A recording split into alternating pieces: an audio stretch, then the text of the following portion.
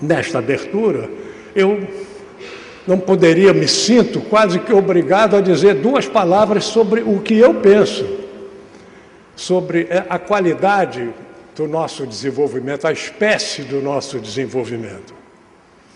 Eu acho que resumiria isso em 5 pontos, brevemente. O primeiro seria de não aspirar, não tentar mais o preenchimento do fosso que nos separa dos países mais ricos, como era a noção imediata, a noção antiga, a noção dos anos 50, de 80 anos atrás, de desenvolvimento. Nós pretendíamos atingir o nível de renda per capita e de consumo e de padrão de vida dos países ricos. Acho que esta meta não só ficou superada pelas exigências da preservacionistas, ambientalistas, como ficou superada pela reflexão de que desenvolvimento não é produção, não é produtividade econômica só, é também, mas não é só.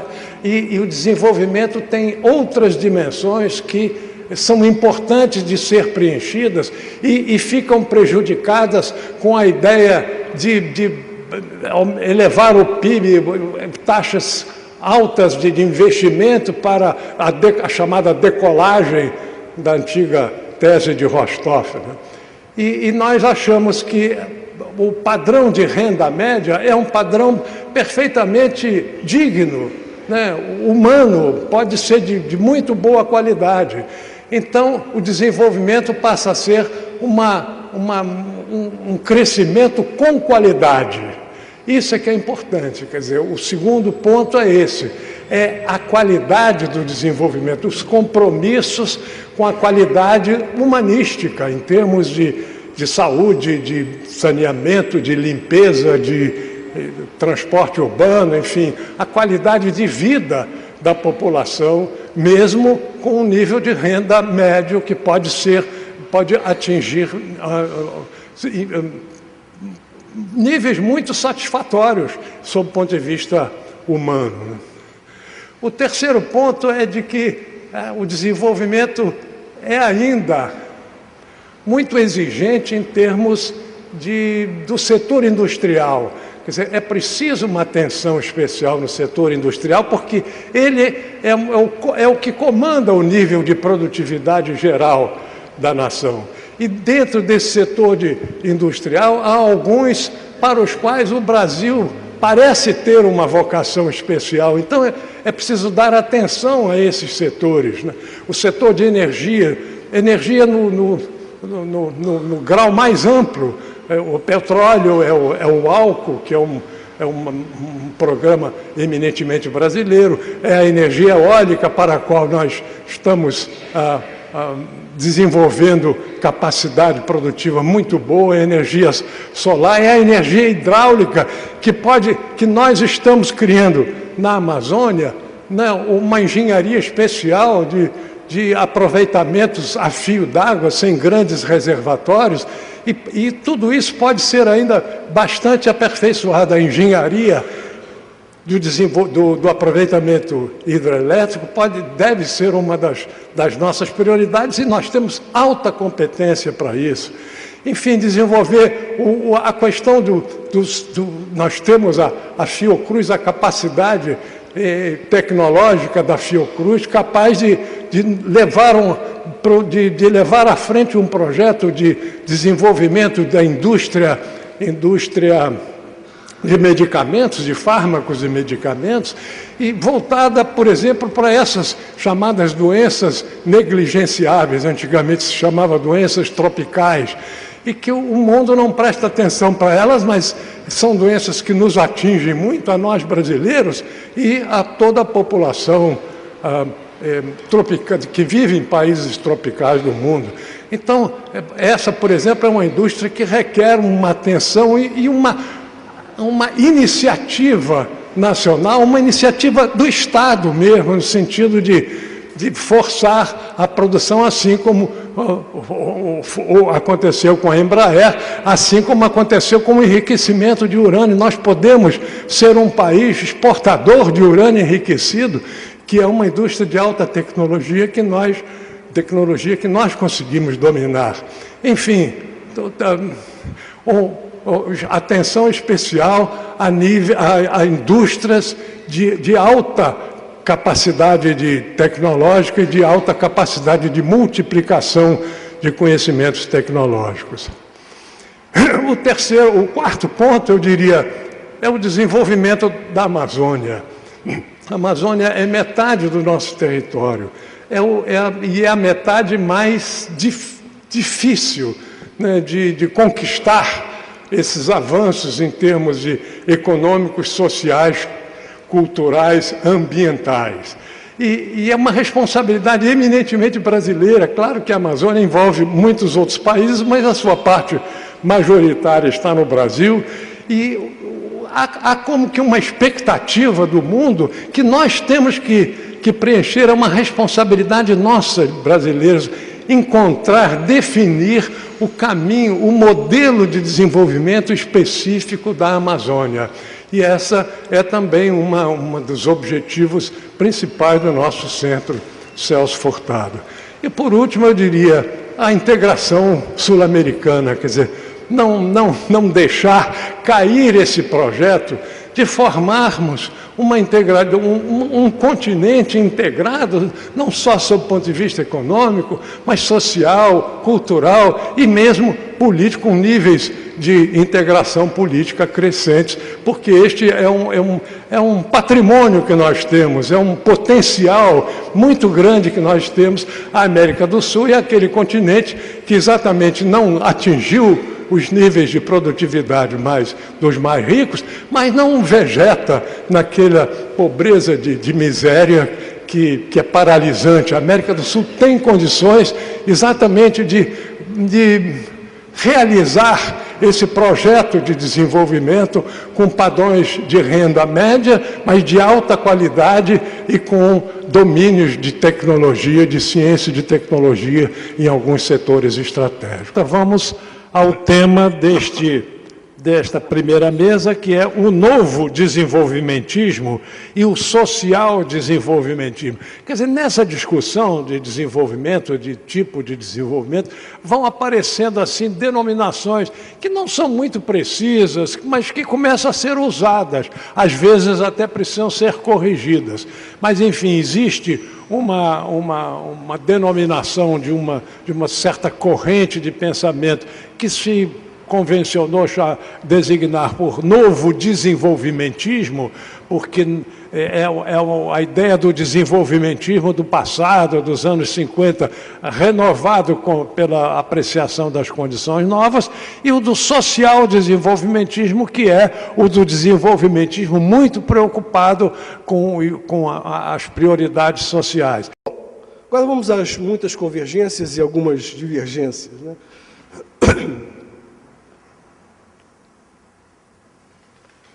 Como eu já coloquei aqui, entre as proximidades, eu vou enumerar aqui 8 proximidades,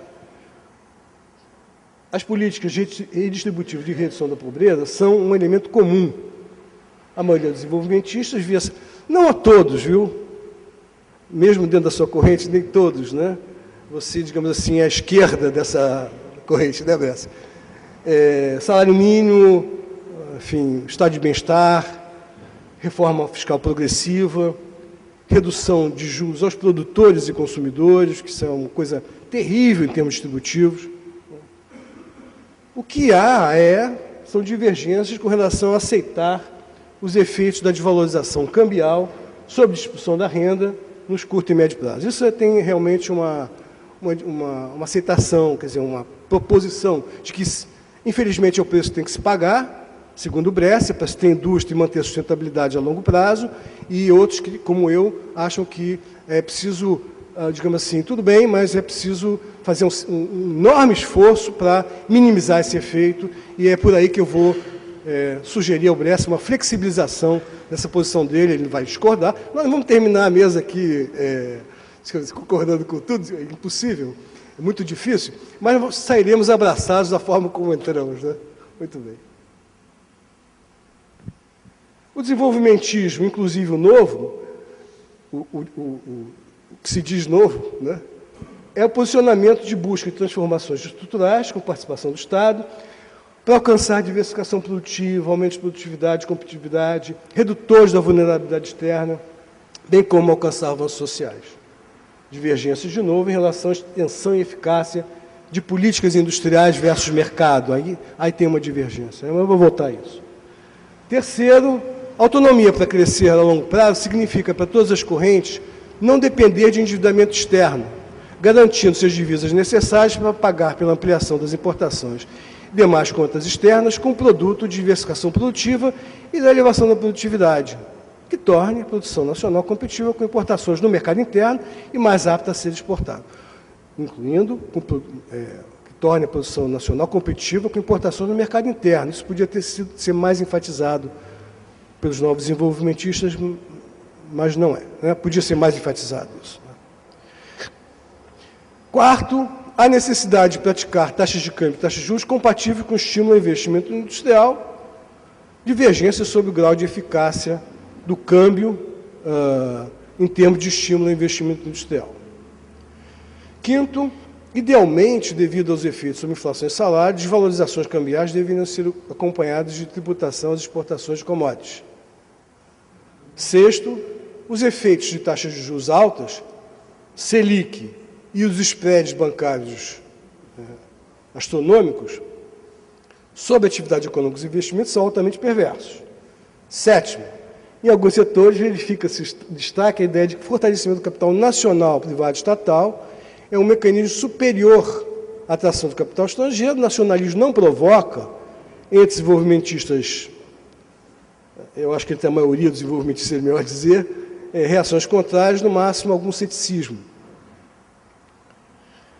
E, finalmente, dentro das convergências, a ideia de buscar uma convergência de interesse entre trabalhadores, empresários do setor produtivo, enfatizados por alguns novos desenvolvimentistas, enquanto a boa acolhida dos demais desenvolvimentistas, ceticismos sobre essa possibilidade, dado enfim, a luta de classes à parte, né? Mas, enfim, essa é uma coisa que não há uma convergência de posições em relação a isso. Agora vamos às divergências. Então, vamos lá. Modelo exportador, taxa de câmbio e investimento industrial, taxa de câmbio de produção de renda e políticas fiscais. Uma observação preliminar. O câmbio ele não ajuda só a aumentar o coeficiente de exportação da economia, ele ajuda também a diminuir o coeficiente de importação.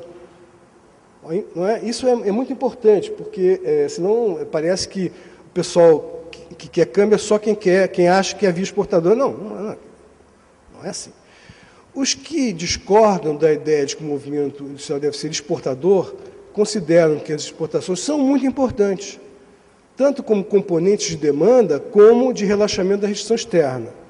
Mas argumentam que as decisões de investimento industrial no Brasil são, por natureza, muito mais guiadas.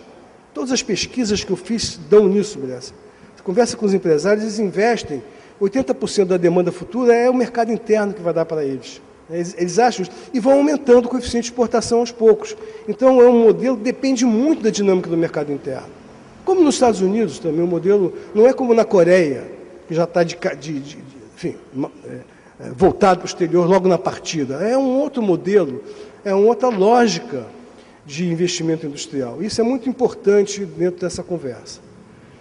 E também consideram que o cenário econômico mundial tem se tornado menos propício à expansão das exportações, né? E nós estamos aí diante de um cenário de, enfim, não é de fechamento, mas é onde se suaviza essa... E também podem lembrar o Fernando Fansilber dizendo que não se quer competitividade espúria, com baixos salários e contaminação ambiental, que certamente não é a posição do Bressa. Mas, enfim, tem que lembrar isso, pelo menos por curto prazo.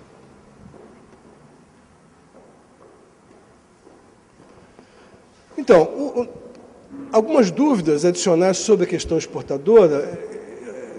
Fala-se muito, inclusive os liberais também falam nisso, né? É preciso inserir o Brasil nas cadeias globais de produção. É difícil enxergar isso direito. que tem um texto do Baldwin que diz que existem, essencialmente, ele levanta como hipótese, mas ele levanta de uma tal maneira, com tantos dados, que praticamente se vira tese. O comércio mundial é, sobretudo, formado de comércios regionais. E a integração, sobretudo, regional. É a norte-americana, a europeia e a asiática, trocando produtos na produção fragmentada. Não é que não haja também alguma coisa entre polos, né? Mas é essencialmente isso. Bom, nós estamos fora, geograficamente, dos três. Então, o fato de a gente poder contar com um mercado interno grande facilita muito a nossa vida nesse mundo regionalizado. Agora, se existem cadeias globais, é preciso dizer em quais nós vamos nos inserir com essas empresas multinacionais que nós temos e com, enfim, e com a configuração estrutural que nós temos. É preciso dizer quais, né? E eu acho, aliás, isso é uma coisa que todos devemos.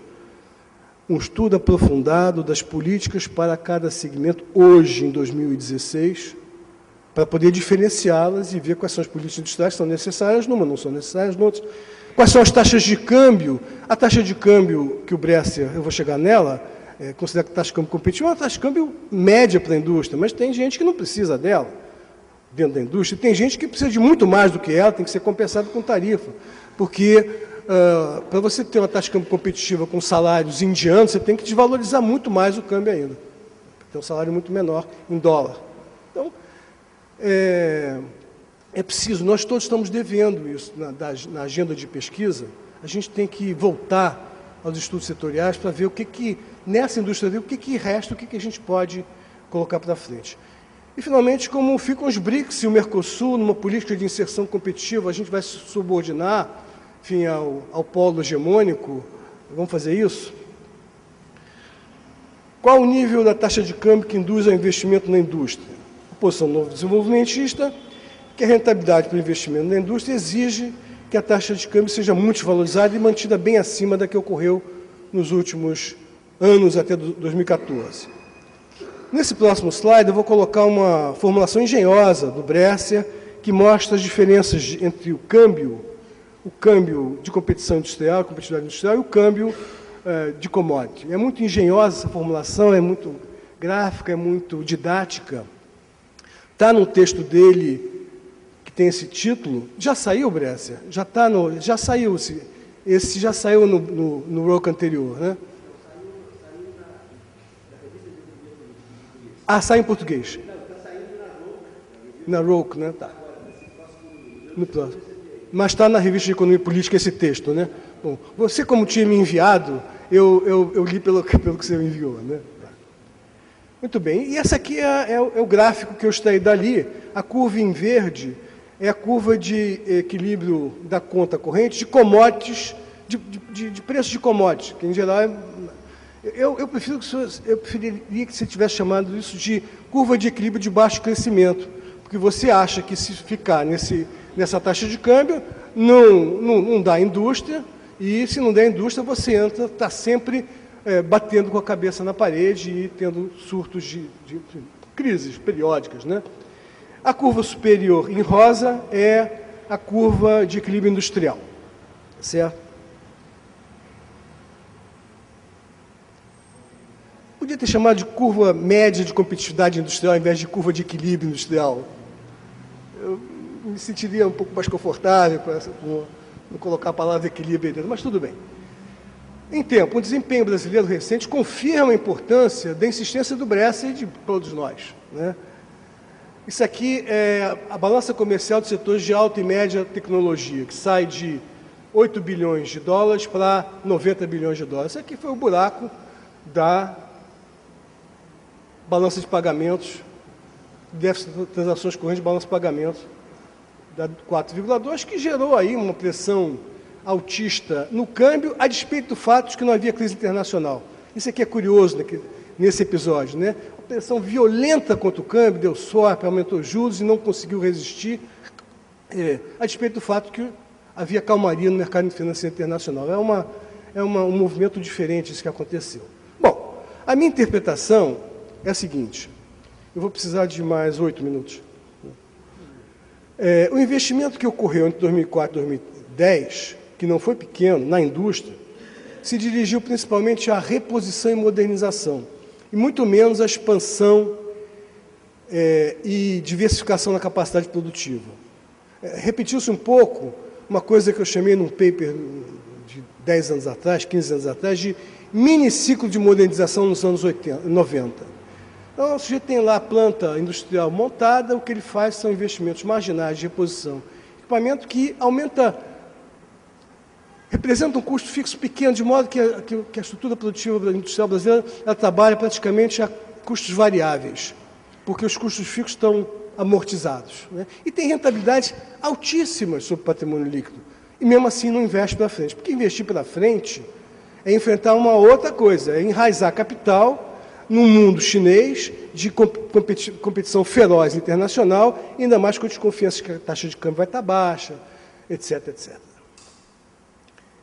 Sem certeza de que haverá políticas industriais que se sustentarão no futuro, sem uma Petrobras que garanta escalas por muito tempo, enfim, todas as incertezas que acompanham, inclusive de política industrial, mas não só, que acompanham a vida brasileira há muito tempo. E a solução tem que ser, quer dizer, então, a perspectiva de baixa rentabilidade e alto risco, ou altas incertezas, para usar a expressão que os pós-keynesianos preferem usar, diante do ímpeto chinês da feroz concorrência mundial, explica um baixo investimento em expansão e diversificação em greenfield ou em expansões radicais de plantas existentes. A gente tem que saber o que a gente tem, né? Qual é a indústria que a gente tem para poder trabalhar sobre ela, né?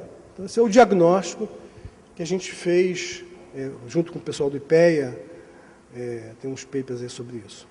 E a solução é muito mais em termos de hipóteses, né? Porque não pode ter havido investimento em expansão e diversificação se o nosso buraco externo foi tão rápido e violento como aquele que aconteceu. No caso daquele miniciclo de modernização, eu fiz a pesquisa e verifiquei, de fato, o grosso do investimento tinha sido nisso, em modernização e não em expansão. Nesse caso, é apenas uma ilação extraída do fato de que a gente teve um buraco externo muito grande por falta de capacidade produtiva na indústria.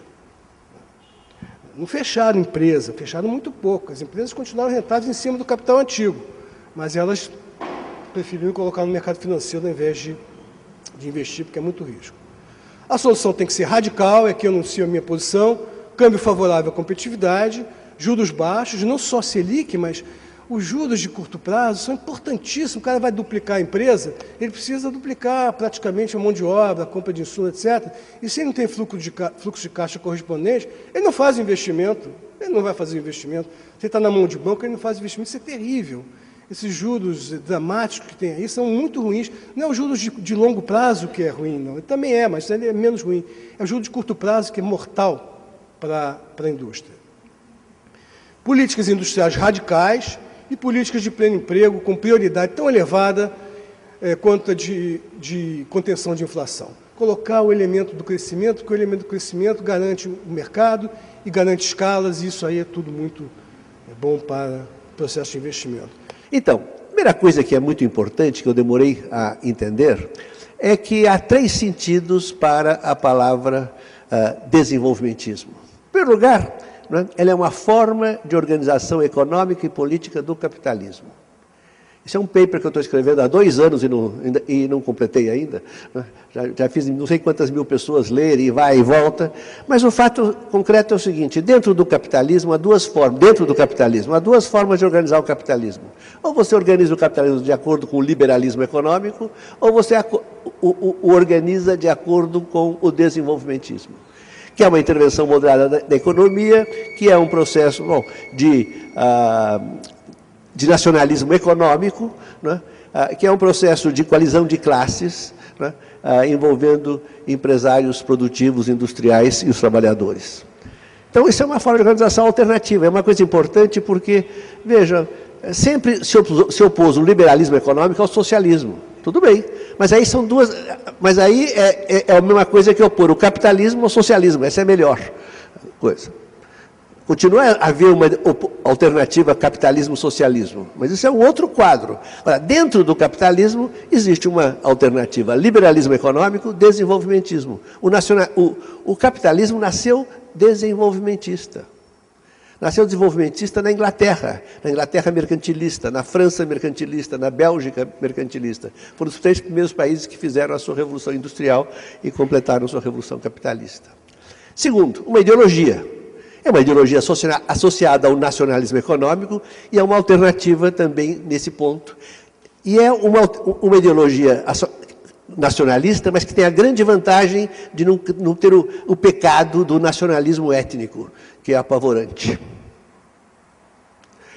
Bom, isso que é importante, e é uma teoria econômica. É um sistema teórico. Em termos do que é o desenvolvimentismo realmente existente, quer dizer, forma de organização do capitalismo, é uma colisão de classes, a prioridade para o desenvolvimento econômico, o papel do Estado, garantir a competitividade das empresas nacionais competentes, isso é muito importante. Eu sempre me lembro de um paper, que eu li lá nos anos 70, de um marxista alemão, parece que hoje ele está bem mais manso, né, Leda, chamado Altvater. Ele fazia parte do grupo do Capital. E ele, então, escreveu um paper em que ele dizia que o papel fundamental do Estado capitalista era garantir as condições gerais necessárias à acumulação de capital. É isso.